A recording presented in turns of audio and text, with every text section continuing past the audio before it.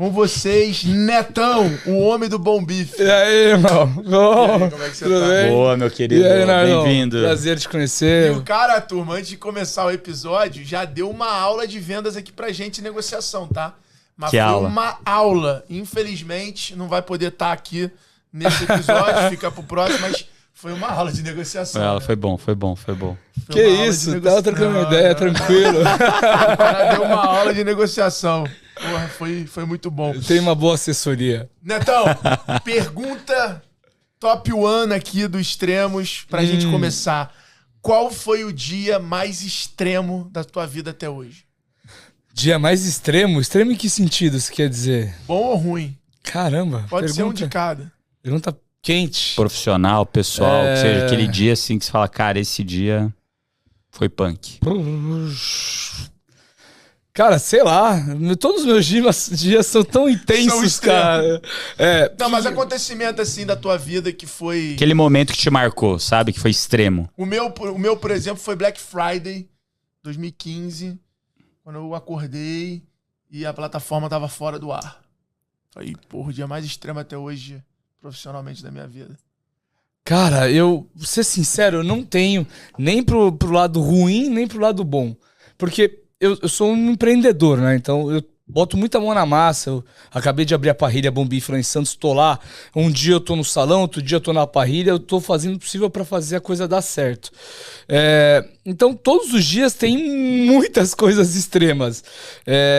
Com várias operações, então a gente tem muitas dificuldades em vários dias. Cara, tem dia que dá tudo errado e a gente vai tapando buraco por buraco. E eu sempre falo,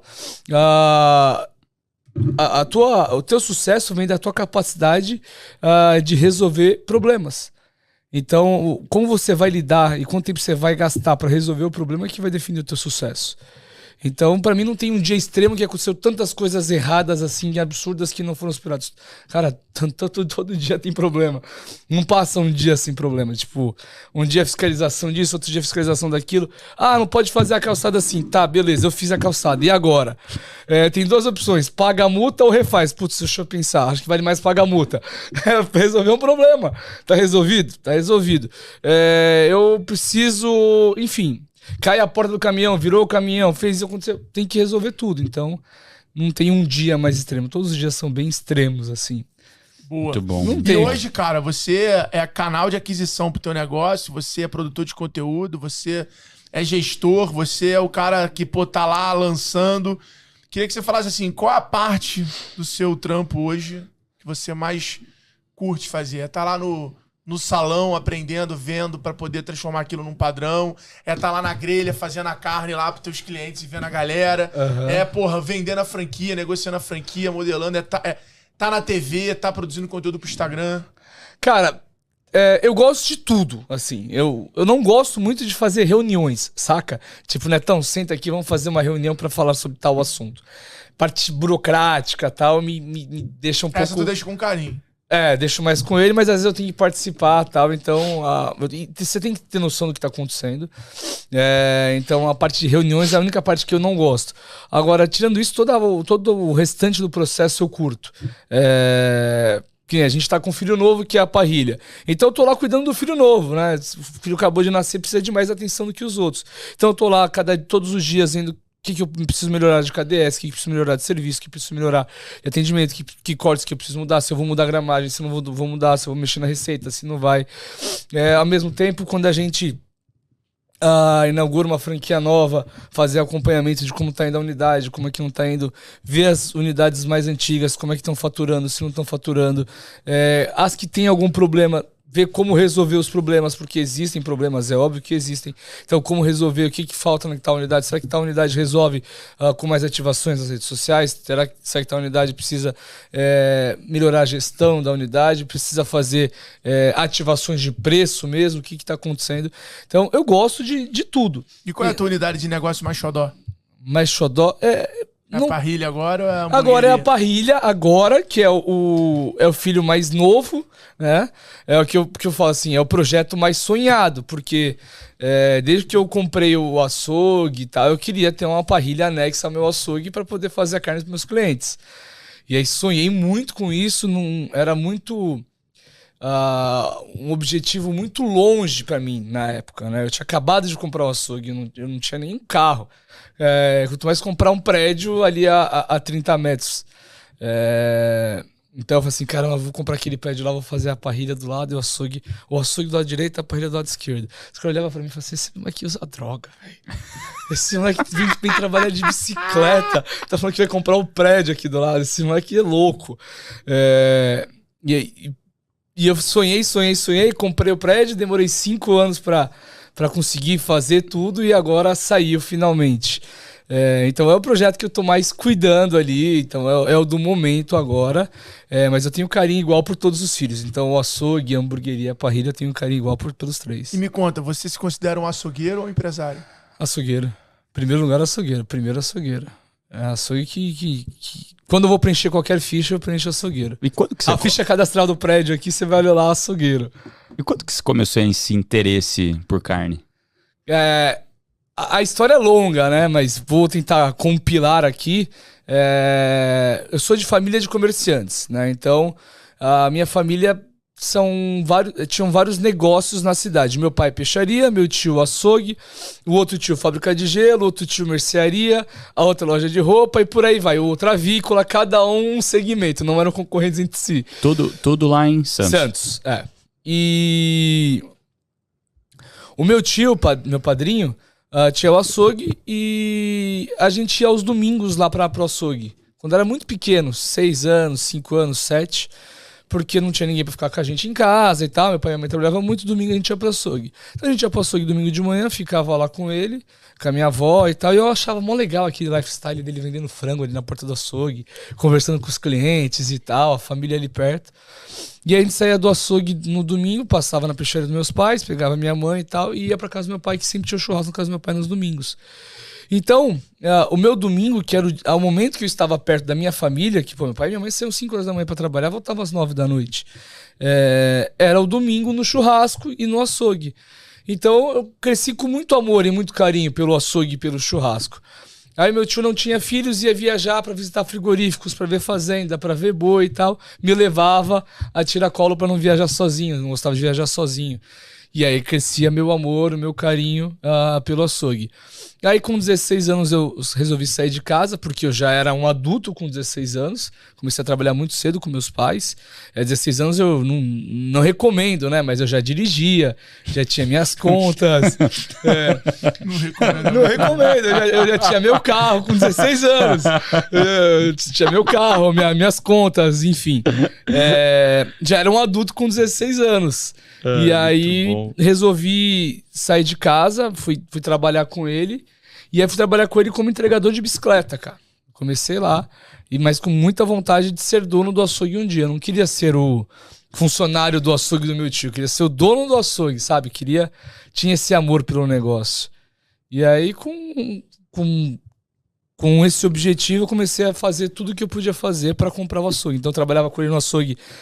De dia trabalhava de motoboy de pizzaria de noite, final de semana ainda fazia job na balada de bartender, emendava, até que fui trabalhar em navios de cruzeiro, consegui juntar um pouco mais de dinheiro e aí consegui ver sobre cortes especiais, coisas que não existiam no Brasil lá fora. E aí foi o que eu trouxe de novidade quando eu voltei pro Brasil e comprei o açougue. Quando foi? Que ano que foi isso? E o nome do açougue era Bom Bife? Não, era Costa Rica. Era em 2009, 2010 eu trabalhei em navios. Em 2014 eu comprei o açougue. 2011 eu trabalhei em navio também. Quando eu comprei o açougue, eu comecei a colocar os cortes especiais que eu vi ao redor do mundo e que não eram feitos no Brasil. Que é aí que o Netão mudou o negócio do... E aí já tinha rede social nessa época? Já. Eu criei a rede social do açougue antes do CNPJ. 2014. Já acreditava no que o online ia me ajudar bastante. Mas já era Bom Bife ou ainda? Já era Bom Bife. Aí já era Bom Bife. Já era Bom Bife. Eu queria um nome que parecesse de rede. Eu falei assim, acho que isso aqui um dia vai virar rede, eu quero um nome que pareça de rede. Aí na minha cabeça, Bom Bife parecia de rede. E virou uma rede. Hoje é a maior rede de franquia de açougue. E a virada de chave no fim do dia, então, foi esses cortes que inovaram Exatamente pro Brasil. E o que mudou? Mudou O tipo de cliente que vinha comprar com você, mudou o preço? Tudo. O que mudou? O que acontece é que esses cortes eles já requerem uma desossa diferente. E você que desossava lá. E aí eu consegui juntar as desossas que a gente via lá fora com a brasileira, que eu acho que, de verdade, a grande inteligência foi fazer isso. Juntar, fazer os cortes americanos, europeus, que são feitos na vertical, com os nacionais brasileiros, que são feitos anatomicamente. Como é que junta os dois? Não junta. E eu dei um jeito de juntar. E aí eu fiz workshops para a indústria frigorífica e tal. A gente fez um workshop na Beef Expo, a convite do Barcelos, que, cara, tinha 200, 300 pessoas só dentro da indústria frigorífica que entendeu o que eu tava fazendo. Há 6 anos atrás, 7 anos atrás. Então eu acho que a minha grande expertise foi fazer isso, juntar. E aí, quando eu parava pra explicar qualquer... Desculpa, explicar qualquer coisa... Mas isso você tirou porque você tinha visto esse tipo de corte diferente lá e falar, pô, isso daqui é muito melhor do que o brasileiro, ou é diferente, pelo menos? É diferente. E traz experiências diferentes na hora de consumir. De preparar e de consumir. De preparar e de consumir. Porque são cortes que são perfeitos. Quando você coloca um corte perfeito na grelha, você grelha ele perfeitamente. Perfeito. Você coloca um corte todo irregular na grelha, sai de qualquer jeito da grelha. Você não vai ter a mesma experiência na hora de consumir. E aí eu percebi que toda vez que eu falava sobre esses cortes pra alguém, explicava o que era um prime rib, um Denver ou qualquer coisa, e as pessoas paravam e ficavam, mas como é que faz? E pra grelhar? E pra fazer o churrasco e tal? Eu falei, putz... Eu tenho que explicar isso na internet. Na internet, que a galera quer saber isso. E eu explicando na internet, eu crio um público consumidor pro meu açougue. Então eu vou na internet, crio um público, qualifico esse público precisa comprar, ele vai comprar comigo. E aí foi o trabalho que eu comecei a fazer na rede social. O trabalho de levar gente para comprar essa carne no meu açougue. A ideia era essa. Desde sempre foi só por isso que eu tava na rede social. Netão não queria ser apresentador de TV, não queria... ter patrocínio de marcas, não queria nada, só queria vender carne. Ainda continuo buscando vender carne, só que agora tem mais coisas que vão agregando, mas... E quando que bombou, assim? Quando foi a virada de chave na rede social? Porque em 2014 você já tinha um movimento forte ali de YouTube, Facebook também, na época, putz, era forte, Instagram tava começando. Polêmica depois. Tá. Eu não digo que tem virada de chave, cara, porque eu sempre vejo como uma maratona, não como uma corrida de 100 metros. Então, todos os dias eu tô colocando mais um degrau na minha escada. Todos os dias. Então, em 2014, quando eu comecei o Facebook do Bom Bife, que eu postava o filé de frango lá com uma salada, dava uma receita de pernil suíno, eu comecei uma estrada para depois começar a falar sobre cortes especiais, para depois poder falar... sobre expansão, para depois falar sobre franquias e por aí vai. Então eu não vejo uma virada de chave, mas sim todo dia algo sendo feito por um futuro. Então, quando eu comecei lá atrás, eu ia fazer os programas de TV locais em Santos. Quando eu tenho uma assessora de imprensa, então eu ia lá tinha um evento no restaurante Bodega de Santos. E eles queriam fazer uma carne. Eu falei, não, eu vou levar um aguil lá. Ninguém sabia o que era o aguil. Eu ia lá, levava o aguil, aí você pode falar, pô, dá pra você explicar o que é o aguil? Eu falei, tô aqui pra isso. Aí ia lá e explicava o que era o aguil. Virou a chave lá em Santos? Não, Aí depois comecei a fazer isso nacionalmente. Aí comecei lancei o YouTube, comecei a fazer programas nacionais, como Kátia Fonseca no Melhor da Tarde, Danilo Gentili, e por aí vai. Rodrigo Faro. Então, eu sempre continuo trabalhando pra chegar em algum lugar, como hoje estou aqui. Então amanhã depois eu falo assim, não, a virada de chave foi quando ele tava lá com o Alfredo Soares e com o Nardon. Mas não tem virada de chave na minha cabeça. Perfeito. Boa.